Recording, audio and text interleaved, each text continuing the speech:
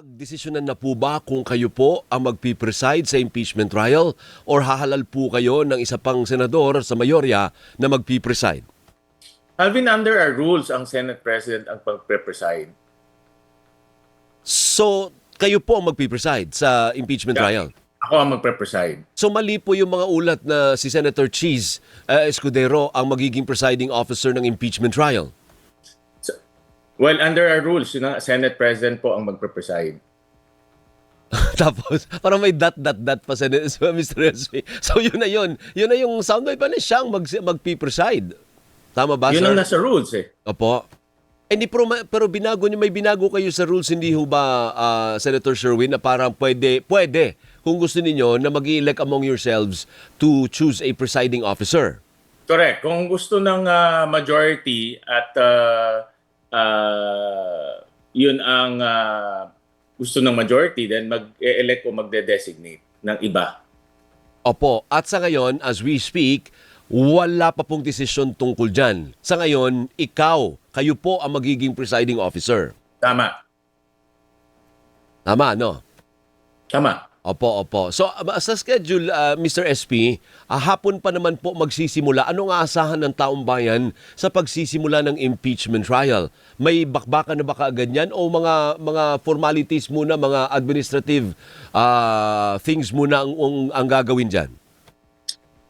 Typically, sa first day, yung mga administrative preliminaries, papakilala yung defense, papakilala yung prosecution, magbibigay rin sila ng kanilang mga opening statements at may mga preliminaries rin na tatalakayin. So, yun yung nakikita naming magiging first day.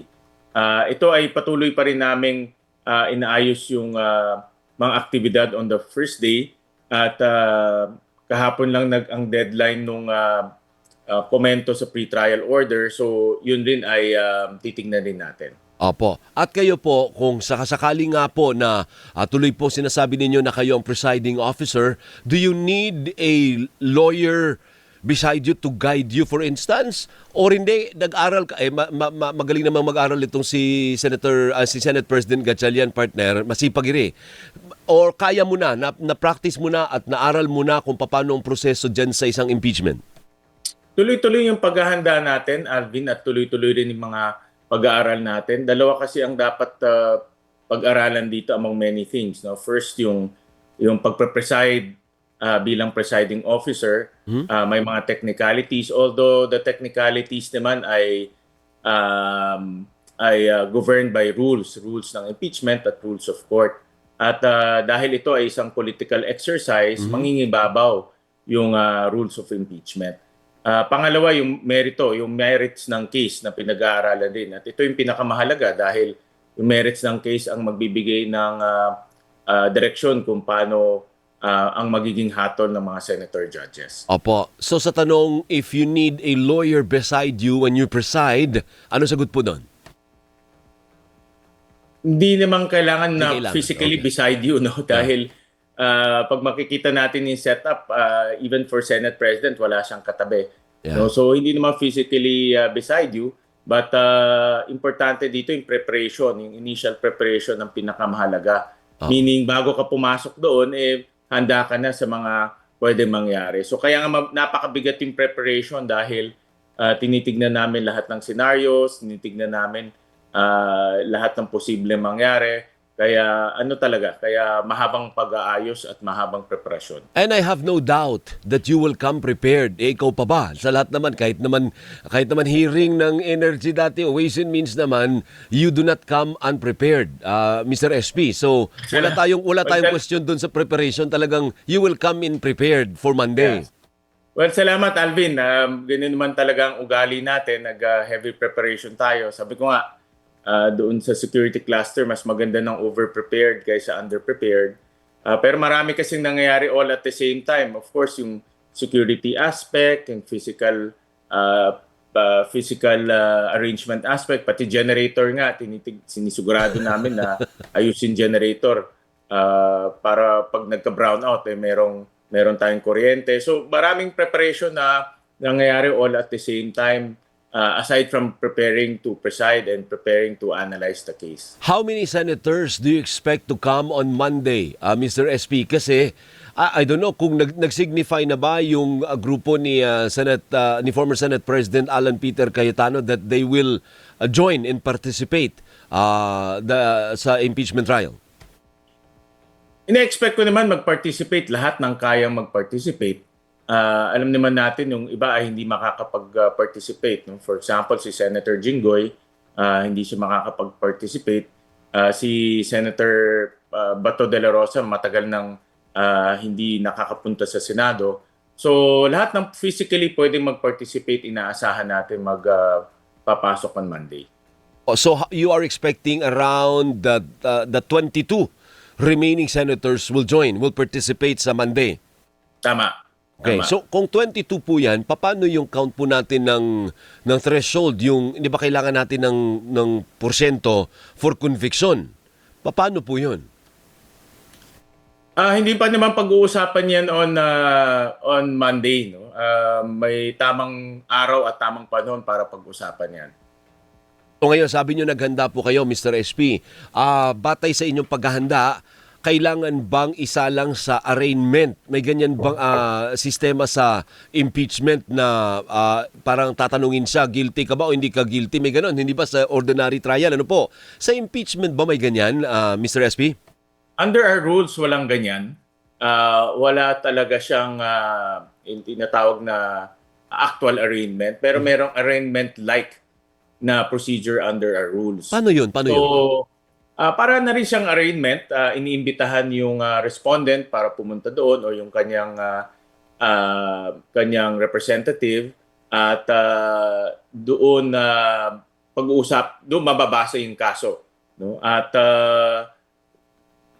yung proseso na yun, hindi siya exactly arraignment pero dahil inimbitahan yung respondent, para tawag nga namin arraignment-like process. So as the presiding officer, are you going to compel or request lang ba the Vice President to come in person, in the flesh, sa Senado sa Lunes? Meron na kaming papadalang sulat para imbitahan ang Vice President na pumunta sa ating first day of impeachment. At ipapadala yan today, no? Kasi under our rules, 3 days dapat ipadala siya. At pero inaalaw rin doon sa rules na ang kanyang representative or ang kanyang counsel ay pwedeng maging representative niya. So merong ganyan na proseso under rules at today ipapadala namin yung summons. Opo, Mr. SP. So ibig sabihin niyo po, hindi siya compelled to come in person, na siya mismo pwede yung kinatawan niya lang? Correct. Under our rules pinapayagan yan. Opo. Paano po yan pag tinawag siya ng prosecution? Pwede ba siya ipatawag ng prosecution in the first place? Halimbawa sa pag-usad ng kaso, pwede siya ipatawag as hostile witness o bawal yun? Sa alam ko, kailangan rin may abiso yan. Yung mga witnesses, inaabiso yan in advance. Opo. So, sa aming napag-agrihan o napagkasunduan ng prosecution and defense na magbibigay ng oras para ipatawag yung mga testigo. Opo. At gaano po 3 days yung 3 days din, napagkasunduan nila. At gaano po katagal, batay sa inyong tansya, na matatapos po natin ang buong proseso, Mr. SP?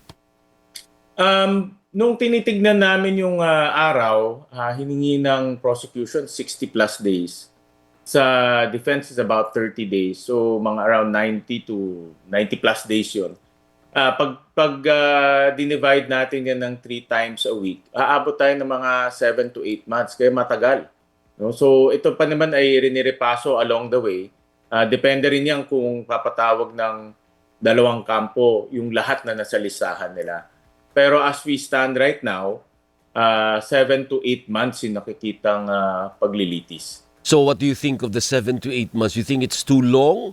Or pwede na? Or baka naman pwede pang iksian? 3 buwan na lang, tapusin na natin to para hindi maglinger, hindi humaba? Well, depende yan sa bilang ng testigo o yung testigong ipapatawag. At depende rin yan sa prosecution kung tatapusin nila lahat ng articles. So depende yan sa takbo ng impeachment. Pero nakahanda naman tayo kung aabot talaga ng ganyan. Ang kailangan lang tignan ay yung mga mahalagang batas na pag-uusapan dahil nga meron pa tayong 50 na LEDAC bills na dapat tapusin in the next few months. Tapos meron pang budget season na papasok by August. No? So dapat rin pag-aralan yan. Actually, yun ang susunod kong tanong. Paano ninyo hahatiin? 'Di ba pa? Kasi ang schedule ng impeachment trial, Mr. SP, hapon. Di ba nyo sabihin sa umaga, budget? Ganun ang mangyayari. Pag nag-umpisa na yung session, ang session gagawin in the morning, mga around 10, and then ang impeachment sa hapon. Pero 3 times a week. So talagang napakahirap yung pagbabalanse ng oras, lalo na kung may mga hinahabol na committee reports at may hinahabol na budget. Napakahirap talaga. Hindi aminado ako, hindi ganun kadali ang mangyayari dahil nga maraming pagbabalanse ng oras. Opo. Pero sa palagay po, politically speaking, can we afford na humaba ang proseso? Kasi yan po, divisive po yan eh. Kasi maraming pro, maraming anti. Ibig sabihin, masusustain po yan kung 7 to 8 months sa Mr. Senate President. Politically speaking, can we afford that na hati-hati po ang buong bansa for hanggang 8 months leading to the elections? Well, nasabi ko kanina, Alvin, talagang mahaba yung proseso, no? 7 to 8 months. At pipilitin natin na maiksian to dahil nga, ako, I agree with you, very divisive itong prosesong ito dahil may kanya-kanyang mga supporters, may kanya-kanyang mga grupo, at very divisive. So the shorter, the better. Better rin sa amin dahil makakabalik kami sa pagbabalangkas ng batas at sa budget. Pero sa ngayon, yan ang napagkasunduan at susundan lang natin kung ano yung mga napagkasunduan during pre-trial. May siningit na tanong, Mr. SP, may paramdam daw ba si Senator Bato na dadalo siya o wala? Tahimik. Sa akin, wala, Alvin. Wala. I don't know kung meron sa iba, no? But sa akin, wala. Kasi huhulihin siya eh. Pag oras na mag-appear siya. Pag nag-appear ba si Senator Bato dyan, gagawin mo rin ba ang ginawa ni dating Senate President Alan Peter Cayetano na, ano tawag doon? Protective custody si Senator Bato? Well, meron siyang outstanding na warrant, no? So, nagpahiwatig na ang mga enforcement agencies na aarestuhin siya. Opo. So, ang importante ay respetuhin ang batas at proseso natin. Ibig sabihin, hindi niyo po siya kakanlungin kagaya nung ginawa nung dating liderato. May outstanding warrant, Alvin, eh. So, kailangan respetuhin yung proseso natin.